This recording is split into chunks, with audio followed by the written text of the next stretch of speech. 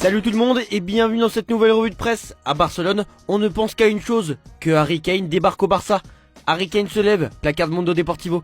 Le Barça prépare l'après Lewandowski et cherche un avant-centre de très haut niveau pour l'été prochain. Si Julián Álvarez plaît beaucoup, son prix et son contrat rendent l'opération presque impossible.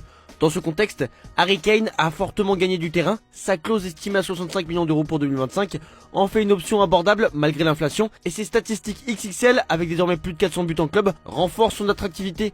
Le club apprécie aussi son profil complet, buteur, créateur, leader charismatique et joueur immédiatement performant. Kane s'est rapidement adapté au Bayern et offre des garanties que le Barça juge supérieur à Álvarez.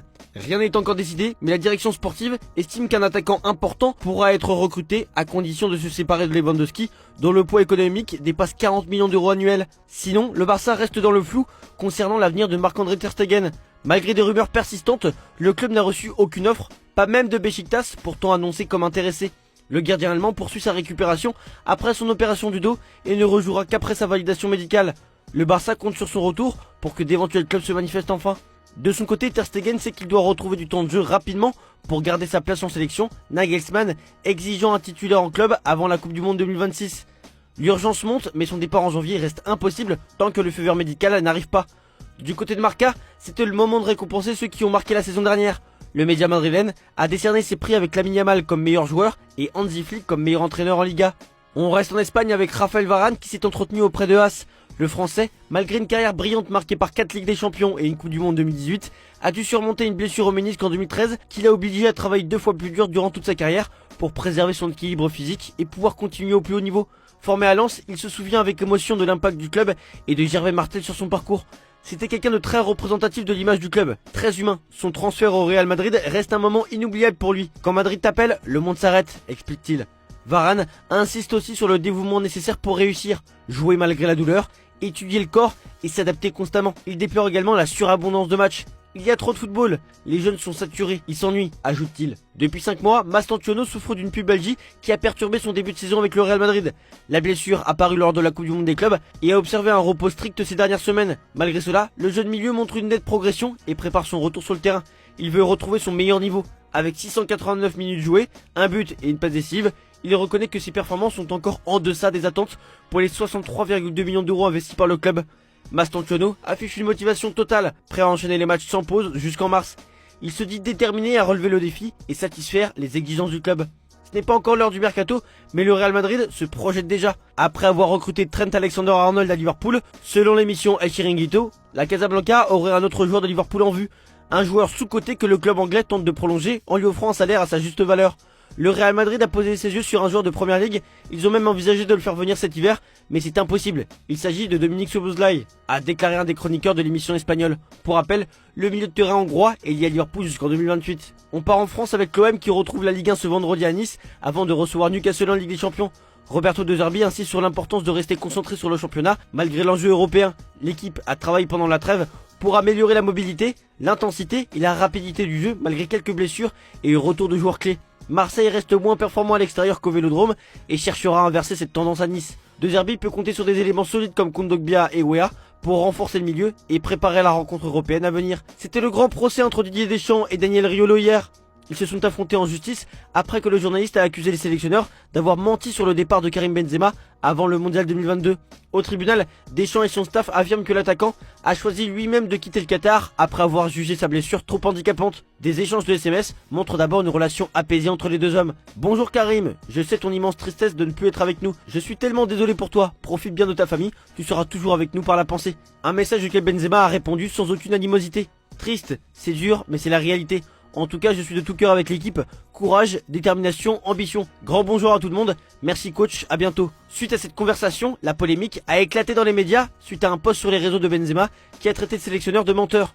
Riolo s'appuie notamment sur une conversation enregistrée avec Hakim Chalabi, dirigeant d'Aspetar, qui conteste le diagnostic médical officiel et estime que Benzema aurait pu rester. Le médecin des Bleus réfute catégoriquement ses propos. De son côté, comme le met en avant le Figaro Sport, Deschamps explique que derrière tout ça, Daniel Riolo attaque l'homme qu'il est et qu'il est à la recherche du buzz. Le verdict de l'affaire est attendu le 30 janvier 2026. On termine cette page française avec le phénomène João Neves. Même s'il mesure seulement 1m74, le Portugais s'impose comme l'un des meilleurs joueurs de tête de Ligue 1 grâce à une combinaison rare d'agilité, d'explosivité et d'intelligence de déplacement. Très jeune, il a développé une coordination exceptionnelle en jouant au foot-volley sur les plages de Tavira, ce qui lui a permis de maîtriser les trajectoires et les enchaînements acrobatiques. Athlétiquement, Neves possède des appuis puissants, une grande explosivité et une motricité largement supérieure à la moyenne. Mais son véritable secret reste son timing, jugé bluffant par ses anciens coachs ainsi que sa capacité à attaquer les espaces avant des adversaires pourtant plus grands. Avec cette lecture du jeu et cette énergie dans les duels, il est devenu un danger permanent sur coup de pied arrêté, au point d'être aujourd'hui considéré comme l'un des meilleurs joueurs de la tête, malgré sa taille. On l'a vu avec son but contre l'OL, synonyme de victoire dans les derniers instants. On part en Angleterre avec Jamie Carragher qui alerte Liverpool. Le club doit impérativement recruter Marc Guéhi en janvier pour éviter un effondrement de sa saison. Les Reds ont déjà tenté de l'acquérir cet été pour 39 millions d'euros, mais Crystal Palace a bloqué le transfert. Avec Giovanni Leoni qui s'est fait les croisés, Liverpool ne dispose actuellement que de 3 défenseurs centraux expérimentés, Van Dijk, Konaté et Gomez, dont l'avenir au club est incertain. La défense a déjà encaissé 17 buts en 11 matchs de Première Ligue, avec seulement 4 clean sheets. Carragher insiste, Liverpool est probablement à une blessure en défense centrale de faire vraiment dérailler la saison. Parlons du rival Manchester City, avec le Daily Mirror qui voit Vincent Kompany succéder à Pep Guardiola. Le contrat de l'Espagnol court jusqu'en 2027 et ne devrait pas être prolongé. Ancienne légende du club et capitaine emblématique, Kompany connaît parfaitement l'institution et entretient un attachement personnel à la ville. Bakary Sagna estime que l'ancien joueur serait l'homme idéal pour reprendre le flambeau grâce à son expérience pour l'instant réussie au Bayern Munich et ses qualités démontrées en tant qu'entraîneur de haut niveau. On va parler intelligence artificielle avec le Daily Mail. En effet, les clubs de football utilisent l'IA pour analyser les matchs en temps réel, détecter les faiblesses adverses et ajuster leurs tactiques. Arsenal et d'autres clubs exploitent l'IA pour optimiser la stratégie et le recrutement de joueurs adaptés au style du club. L'IA aide aussi à évaluer la valeur et la compatibilité des transferts tout en réduisant le risque financier. Les scouts restent essentiels pour juger les aspects humains que les données ne mesurent pas. Par contre, ce n'est pas l'IA qui a conseillé à Arsenal de faire prolonger Bukayo Saka. L'anglais est sur le point de prolonger son contrat avec les Gunners jusqu'en 2030 d'après les informations de RMC Sport.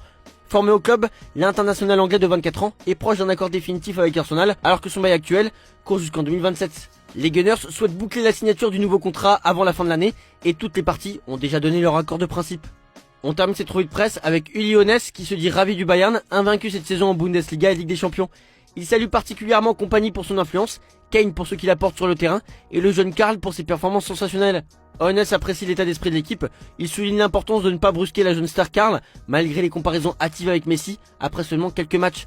Le patron du club estime que l'équipe actuelle est celle dont il rêvait. Côté droit télé en Allemagne, à partir de la saison 2027-2028, la diffusion de la Ligue des Champions change radicalement avec Paramount Plus et Amazon qui détiennent tous les matchs en direct. DAZN, Sky et RTL perdent leurs droits principaux, ce qui oblige les fans allemands à souscrire à 4 abonnements pour voir la Bundesliga et la Ligue des Champions. Le meilleur match du mardi ira à Paramount Plus, celui du mercredi à Amazon et tous les autres matchs reviennent à Paramount Plus. La finale ne sera gratuite en Allemagne que si une équipe locale est présente. DAZN conserve quant à lui la Ligue Europa et la Ligue Conférence jusqu'en 2027. En France, Canal+ a tremblé avant de finalement conserver l'intégralité des Coupes d'Europe, Ligue des Champions, Ligue Europa et Ligue Conférence jusqu'en 2031. Paramount+, très agressif en Allemagne et au Royaume-Uni, a tenté une percée en France, mais son accord de distribution avec Canal+ limitait sa marge d'action. beIN Sport a essayé de récupérer un lot, sans aller au-delà d'une mise mesurée pour préserver sa rentabilité. Amazon, actif ailleurs en Europe, n'a pas pesé dans le marché français. Canal+ ressort gagnant. Maxime Saada a sécurisé les droits tout en payant moins cher que sur le site actuel, ce qui évite aux téléspectateurs une multiplication d'abonnements. La chaîne écarte pour l'instant l'idée de sous-licencier une partie des compétitions. Voilà, c'est tout pour aujourd'hui. Bonne journée à tous. Merci pour votre fidélité et on se retrouve en fin d'après-midi pour le JT Foot Mercato. Cet homme d'affaires promet de ramener Messi au FC Barcelone s'il devient président du club. Dans la bataille pour la présidence du FC Barcelone, Victor Font tente de se démarquer avec une promesse forte qui vise directement le cœur des supporters, rétablir le lien entre le club et Lionel Messi. Âgé de 53 ans, Font fera face à Joan Laporta lors des élections prévues entre mars et juin 2026, même si la date exacte n'a pas encore été fixée. Interrogé par Mundo Deportivo, il a expliqué quelle serait sa priorité absolue s'il remportait le vote. La première chose que je ferai en tant que président sera d'appeler Léo Messi, a-t-il affirmé sans hésiter. Pour lui, Messi ne doit pas seulement être honoré par des symboles ou des gestes purement décoratifs. Il pense que le club doit l'accompagner pour qu'il puisse retrouver rapidement la place qu'il souhaite réellement occuper au sein du Barça. Cette déclaration fait écho à l'initiative de Laporta, qui a récemment décidé de faire installer une statue du joueur. Font n'a pas hésité à réagir. Une statue ne suffit pas. Selon lui, le club doit aller beaucoup plus loin et offrir à Messi un rôle concret, un rôle qui correspond à son importance historique et à ce qu'attendent les supporters.